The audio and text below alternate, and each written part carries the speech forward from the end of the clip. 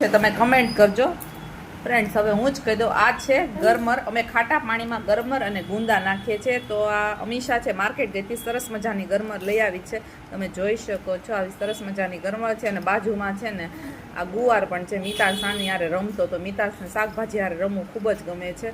અને અત્યારના જો આ ગરમરનો કચરો છે અને ગરમરની છે ને છાલ કઢાઈ રહી છે। જો આવી રીતના છાલ કાઢી નાખવાની એટલે હાથ આપણા આવા થઈ જાય। અને અત્યારે જો છાલ કઢાઈ ગઈ છે અને ત્યારબાદ આપણે પાણીમાં આવી રીતના રાખી દેવાની એટલે કાળી ન પડે। ત્યારબાદ આને છે ને પલાળી રાખવાની અને પછી ત્યારબાદ શું કરવાનું, મીઠી હળદર ચડી અને ખાટા પાણીમાં એડ કરવાની। એ પણ પ્રોસેસ હું તમને બતાવીશ ફ્રેન્ડ। પહેલાં આટલી પ્રોસેસ આપણે કરવાની, ગરમર લઈ આવવાની, ત્યારબાદ આવી રીતના છાલ ઉતાર નાખવાની અને પછી છે ને એને પાણીમાં આવી રીતના નાખી દેવાની એટલે કાળી ન પડી જાય છે। તમે જોઈ શકો પાણીમાં પલાળી દીધી, પહેલા આની છાલ કાઢી નાખી, પછી પાણી પછી એના કટકા કરી, પછી પલાળી દીધી, ત્યારબાદ હળદર નાખ્યું, મીઠું નાખવાનું તમે જોઈ શકો છો। આવી રીતના અમે લઈ આવીએ છીએ। આ આખું મીઠું કહેવાય, તમે જોઈ શકો છો। આ છે યુઝ કરવાનું હોય છે, એટલા માટે આપણે ગરમરમાં મીઠું યુઝ કરીએ છીએ। એને આખું મીઠું કહેવાય, અથાણાનું સ્પેશિયલ મીઠું આવે। સાદું મીઠું પણ યુઝ કરી શકો પણ આ વધારે સારું છે।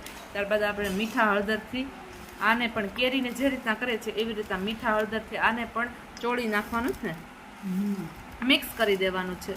પછી આનું પણ પાણી છૂટશે ને, પણ આ ખાટું પાણી ન હોય। કેરી હોય ને તો કેરીને મીઠા હળદરથી ચોળીએ ને તો ખાટું પાણી નીકળે, પણ આનું પાણી તો નીકળશે પણ આનું ખાટું પાણી નહીં હોય।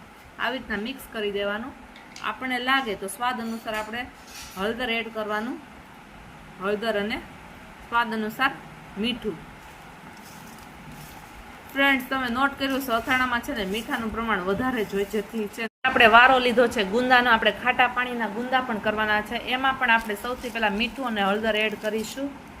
આ જો આમાં આપણે કયું મીઠું એડ કર્યું છે, આ જો આ મીઠું પણ એડ કરી શકાય, ઓછું પણ કરી શકાય। જો આખું મીઠું, કારણ કે આપણે ગુંદા પ્રમાણ ઓછું છે એટલા માટે ઓછું મીઠું કરવાનું, ઓલામાં વધારે થોડાક છે એટલા માટે થોડુંક મીઠું અને હળદર એડ કરવાનું।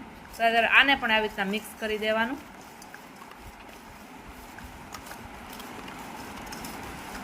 તમે જોઈ શકો છો આ પણ છે ને ખાટા પાણીમાં નાખવાના। જો ગરમર અને ગુંદાને બંનેને આપણે ખાટા પાણીમાં એડ કરીએ છીએ। હવે ફ્રેન્ડ્સ તમને વિચાર આવતો ખાટું પાણી કઈ રીતના બનાવતો। ખાટું પાણી છે ને તમારે રાજાપુરી કેરી કાં તો દેશી કેરી કોઈ બી કેરી લઈ આવો ને એના મીઠા હળદરે ચોળી નાખવાનું, પછી એક દિવસ માટે રાખો ને આવી રીતના હલાવી નાખવાનું। હવે આપણે મળશો અઠવાડિયા બાદ, હું તમને ગુંદા અને ગરમર બંને બતાવીશ।